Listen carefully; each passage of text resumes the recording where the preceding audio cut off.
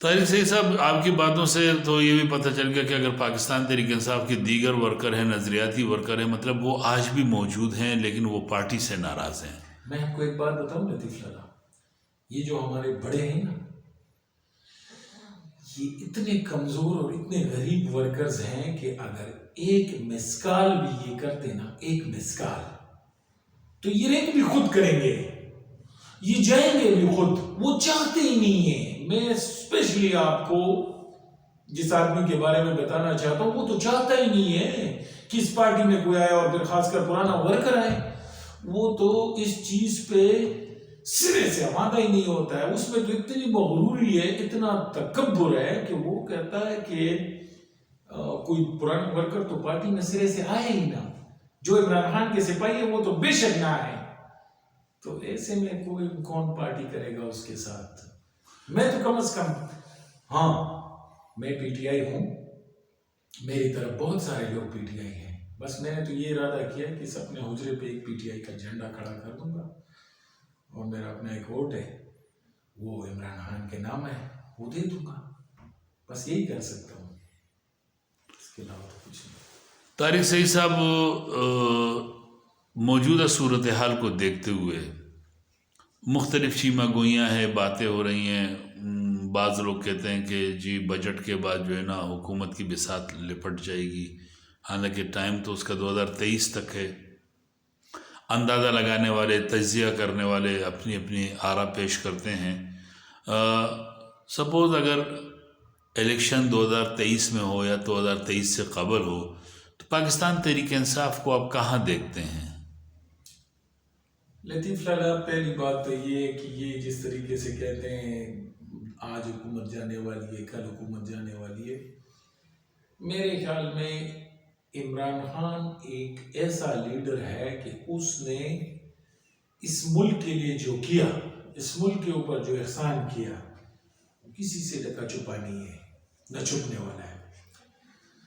نہ تو اس ملک میں اسٹیبلشمنٹ اس کے خلاف ہے، نہ عدلیہ اس کے خلاف ہے، نہ ہی اس کا کوئی ایسا مخالف ہے جو کہ بہت صاف ستھرا ہو اور وہ اسے نقصان پہنچا دے۔ وہ تو سارے آپ کے سامنے ہیں۔ تو اتنی کمزور اپوزیشن اور اتنا قابل آدمی کبھی بھی حکومت سے نہیں جا سکتا ہے، یہ میں آپ کو یقین سے کہتا ہوں کہ اگر زندگی رہی تو اس آدمی نے اپنے 5 سال پورے کرنے انشاءاللہ۔ تو پھر نیکسٹ میں پھر کیا ہوگا؟ اور نیکسٹ بھی میں آپ کو بتاؤں، نیکسٹ میں آپ کو یہ بتاؤں کہ یہ جو میں آپ کو جن لوگوں کے خلاف کہہ رہا ہوں، اگر ان کو بھی ٹکٹ مل جائے، میری تو مجبوری ہے، میں نے تو عمران خان کو ووٹ دینا، ہمیں تو محبت عمران خان سے ہے نا، ہم نے تو خان صاحب کو ووٹ دینا ہے۔ یہ جو بیچ میں ایرے پیرے نیرے تیرے، یہ ان کو تو میں سرے سے نہیں مانتا ہوں۔ تو جب ان کو مانتے ہی نہیں ہوں، ووٹ تو ہم نے عمران خان کو دینا ہے نا، تو انشاءاللہ آنے والے وقتوں میں بھی ووٹ عمران خان کا ہوگا، اور اس سے زیادہ ہوگا وہ تو انشاءاللہ 2/3 اکثریت لے گا۔ ہاں اگر اسٹریٹجی تھوڑی سی چینج کر لی اور نئے لوگوں کو سامنے، ان پرانے لوگوں سے لوگوں کے وہ جی بھر گئے، نئے لوگ آ گئے سامنے، تو میرے خیال میں تو 2/3 اکثریت لیں گے۔ طارق سعید صاحب، آپ سے میں اب ایک سوال ایسا کروں گا کہ جو آج کل ہر خواہ وہ پاکستان تحریک انصاف کے میجورٹی ورکرز جو ہیں پاکستان تحریک انصاف کے، وہ اور اس کے علاوہ بھی بہت سے لوگ جو کہ خاموش کہلاتے ہیں،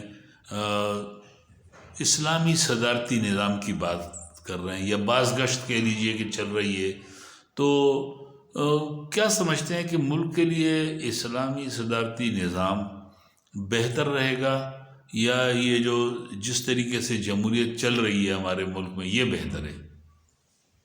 اصل میں صدارتی نظام تو میرے خیال میں، میری رائے غلط بھی ہو سکتی ہے، ایک ناقص رائے کے مطابق میں جو آپ کو بات کہہ رہا ہوں کہ صدارتی نظام تو سب سے بہتر نظام ہوگا، بشرط یہ کہ عمران خان جیسا آدمی اس ملک کا صدر ہو۔ اس کی وجہ یہ ہے کہ ایک فیئر آدمی سسٹم کو جس طرف لے جانا چاہتا ہے، یہ باقی اس کے ساتھ جو چلنے والے شاید اس طرح نہیں چل رہے ہیں، جس کی وجہ سے اتنا سارا نقصان ہو رہا ہے اس کا۔ تو اگر اس کو یہ موقع ملتا ہے کہ وہ اس ملک کا صدر ہو، صدارتی نظام ہو، میرے خیال میں اس سے بہترین اور موزوں طریقہ اور کوئی ہے ہی نہیں. تو اگر ایسا ہوا تو بہت بہتر ہوگا میرے خیال میں. ہاں، یہاں پہ ایک بات میں آپ کو اور بھی بتا دوں کہ صدارتی نظام ایسے ہوتا ہے نا کہ اگر مثال کے طور پہ ملک میں بڑی 2 4 5 پارٹیاں ہیں اور وہ ملک کی سطح پہ جس طرح بھی عمران خان اور آگے دوسروں کے نام بھی مجھے صحیح نہیں آتے، وہ بھی کھڑے ہوتے ہیں، جو ٹاپ پہ آتا ہے وہ ملک کا پریزیڈنٹ بنتا ہے، سیکنڈ تھرڈ میں بھی وہ جو اچھے خاصے ووٹ لیے ہوتے ہیں ان کو بھی گورنمنٹ میں حصہ ملے. کیونکہ بہت ساری بدقسمتی تو ہم لوگوں کی یہ بھی بن جاتی ہے، ایک ایم این اے جو جیت جاتا ہے 50,000 ووٹ لے کے، 48,000 ووٹ لینے والا تو ہار جاتا ہے، لیکن وہ 48,000 لوگوں کا بھی تو کوئی نہ کوئی ان کے لیے بھی تو کچھ ہونا چاہیے. اس طریقے سے اس پہ الیکشن میں وہ اخراجات بھی کم ہو جائیں گے، کیونکہ ایک پارٹی لیڈر کھڑا ہے اور ووٹ اس کو پڑنا ہے.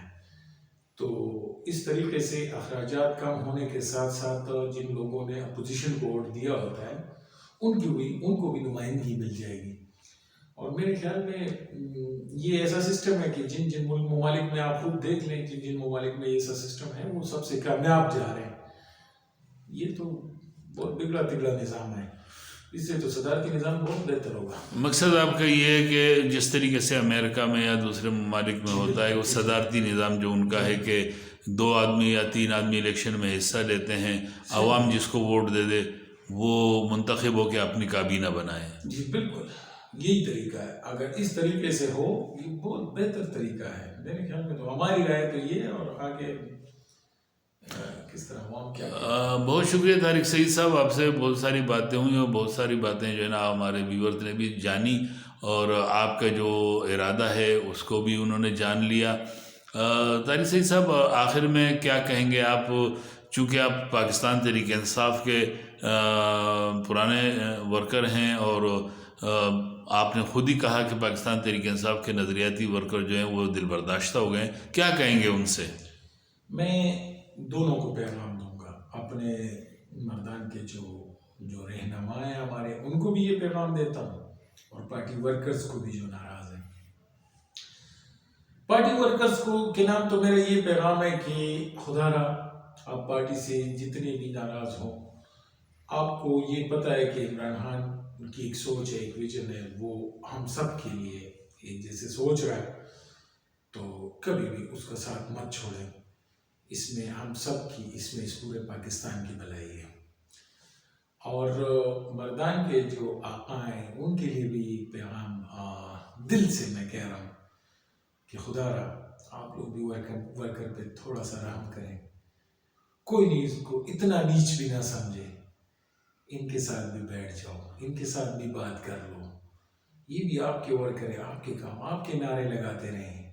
میں آپ کو یقین سے کہتا ہوں کہ شاید یہ بات میں نام بھی کسی کا نہیں لینا چاہتا ہوں، لیکن یہاں پہ نام آیا کہ اس عاطف خان کو میں اسلام آباد میں 1 کلومیٹر کندھے کے اوپر اٹھا کر سٹیج تک، عمران خان کی سٹیج تک لے کر گیا ہوں، جب اس کی کوئی ویلیو نہیں تھی اس وقت. اس طرح میری طرح ہزاروں ورکرز جو اس وقت ناراض بیٹھے ہوئے ہیں. ناراض کس وجہ سے؟ 3-4 سال، 3.5 سال اس گورنمنٹ کو گزر گئے ہیں، 2-2.5 سال پچھلے گورنمنٹ میں. آپ اندازہ کریں کہ ایک ورکر کو آپ اتنا بھی نہ پوچھو کہ اس ورکر کے کہنے پہ اتنے ہزاروں لوگوں نے ووٹ دیا ہوا ہے، چلو یہ تھوڑا سا کام اس کے ذمہ بھی کر دیتے ہیں، ان کے حوالے سے بھی کوئی کام کر لیتے ہیں. نہیں، بس اوپر سے کچھ لوگ لائے ہوئے ہیں، بٹھائے ہوئے ہیں، ان کی اپنی مرضی. تو میرے خیال میں ورکرز کو راضی کرنا ان کے لیے بھی ضروری ہے. ایسا تو نہیں ہے نا کہ یہ پارٹی صرف ان کی ہے، یہ پارٹی تو ورکرز کی ہے، اور انشاءاللہ وہ وقت آنے والا ہے کہ اس پارٹی میں ورکرز کا راج ہوگا. اور آخر میں یہ بالخصوص میں یہ بات کرنا چاہتا ہوں کہ آج بھی پی ٹی آئی کے ساتھ ہوں، ورکرز بھی پی ٹی آئی کے ساتھ ہیں، اور انشاءاللہ آنے والی حکومت تیسری بار صوبے میں، یہ پہلی دفعہ تاریخ میں پہلی دفعہ ہونے کو جا رہا ہے کہ تیسری بار کوئی پارٹی حکومت بنائے گی، اور مرکز میں دوسری بار. تسلسل سے دوسری بار انشاءاللہ 2/3 اکثریت سے پی ٹی آئی کی گورنمنٹ آئے گی.